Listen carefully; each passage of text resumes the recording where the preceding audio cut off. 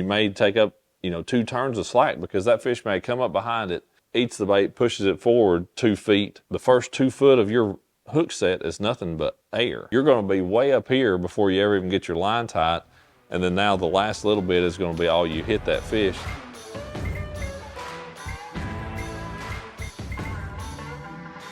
Hey everybody, welcome back to the channel, and this is the third video in our 3-part series on hook sets and trying to help you understand when and where to use each different style hook set, because like I mentioned in the last one, hook sets might be free. Using the wrong one can be very costly. I think it's a great tagline to go with these hook set videos. So again, final one in this 3-part series. We kind of broke it up by different baits, different styles, and then explained a little bit of subtlety differences with the different rods and why the same style hook set works with each one. This particular hook set style to me works really well, this final one, on a few different ones, and that's open hook swim bait type stuff, whether that's a big boot tail with a treble hook on the belly of it, even your glide baits, that type of stuff would fall into this one as well. Alabama rigs would too. Single hook swim baits, on a jig head, would go into this one. And then the other one that's definitely kind of different, but I feel like the way you would set the hook is very similar. Rod application is going to be different, but what you do actually with the rod and the timing of your hook set is similar, and that's treble hook topwater baits. So whether it's walking baits, wake baits, poppers, any of those type of things, I think the actual hook set style is pretty similar. So what does this hook set actually look like? To me, this one has a little more delay in it than other moving baits. So every single one of these, the Topwater, maybe the popper, it's kind of not always a moving bait, but these are basically moving baits, not something you're dragging along the bottom, not something that's going to be sitting in position a fish is going to swim by and pick up and then move off. They're also all exposed hook baits. They're all open hook, whether it's that boot tail swim bait, Alabama rig, these are all for open hook style baits. The big thing with this, and where you'll see it visually and completely understand it, is on the Topwater, but why I think it applies to this other stuff as well. With the Topwater, we're all been told, from the time we've started fishing, you're throwing a Topwater bait, wait till you feel the fish to set the hook. So you're going to be working that bait along. You see that explosion, whoosh, and you may feel a little initial nudge right then, especially if you're throwing it on braided line like I do most of my Topwater baits anymore. You may feel that initial bump, but it's really important to wait and to kind of see, wait on that fish to load up a little bit before you then sweep the hook into that fish. And that's pretty much what it is for me on a Topwater. I'm working, the fish blows up. I'm going to kind of continue I don't really keep working the bait hard if it's a Topwater walking bait.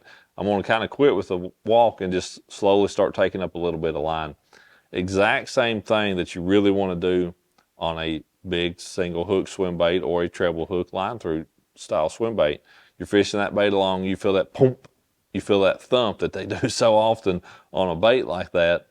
If you feel that thump and you just initially swing, it's going to be exactly the same result as it often will be on that Topwater when you see that fish explode and you immediately swing. And that's going to be a whiff. That's what that's going to end up with. You're not going to catch that fish, I don't know, 5, 6, 7, 9 times out of 10. It just depends on the day and kind of what happens.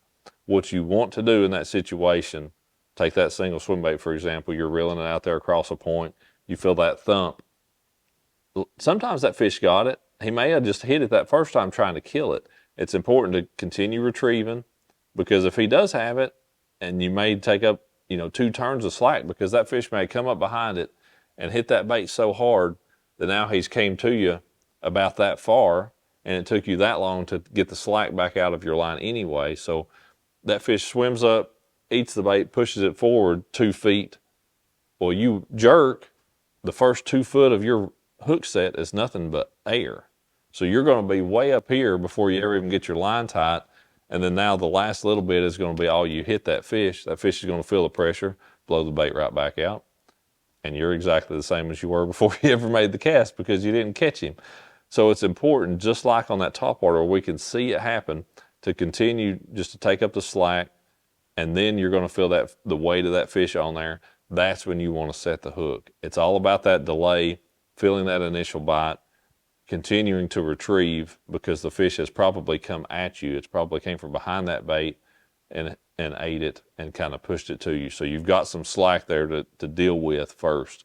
If you don't take that out, the fish is not going to be caught very, very often, even if it's ate the bait, ate it really good.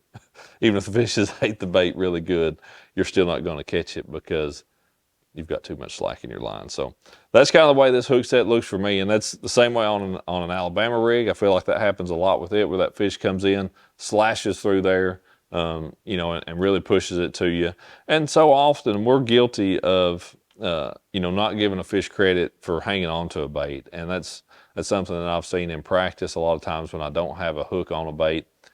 It's not very often that a fish is going to eat a bait well and not hold on to it for a little bit. Even a hard bait, so often they're going to come up, they're going to eat that bait, and they're going to tote it around for 5 seconds anyways before they ever think to blow it out. So you've got more time than you really think so very often with most anything, but especially a soft plastic of any kind. So again, just to kind of recap quickly, when you feel that bite, take up the slack, you know, continue your retrieve, wait for that weight, wait for the weight of the fish, then hit that fish really hard with that. A couple differences on rods. I'm kind of trying to, let's see, the biggest difference really on any of these big swim bait type stuff, the bigger stuff, that's all going to be on like a 7.6 medium heavy Bass Pro Carbon Light rod is what that's going to be on. And if I'm throwing those big baits, I've probably upsized from the Carbon Light reel to the Johnny Moore Signature Series reel. It's a little bit bigger, a little bit beefier reel, and throw most of those on a 20-pound XPS fluorocarbon. I like the straight fluorocarbon for those swim baits because of that little bit of give, as well as it just being a very smooth casting line on that. But then, of course, the Topwater treble hook bait's a completely different setup altogether. That would be a 6.6 Carbon Light medium action rod, a Carbon Light reel, 7.5-to-1 gear ratio, and either 30 or 50-pound braided line on that for working those Topwater baits. So completely different setups, but again, a very similar hook set because of, you know, the way the fish eat the baits and kind of what you're trying to do with it, and the fact that they are all open hook baits. So I hope you've enjoyed this series, and it's been a lot of fun doing this. And more than anything, I just want you all to, you know, be more successful out on the water. There's nothing more frustrating than coming in and telling your buddies about the one that got away or the bite you missed that you knew was a really big fish because, you know, you just didn't make the right hook set for that situation. So hopefully this will help you learn just how to do that, and then get out there and get some batting practice in. That's what it's about now.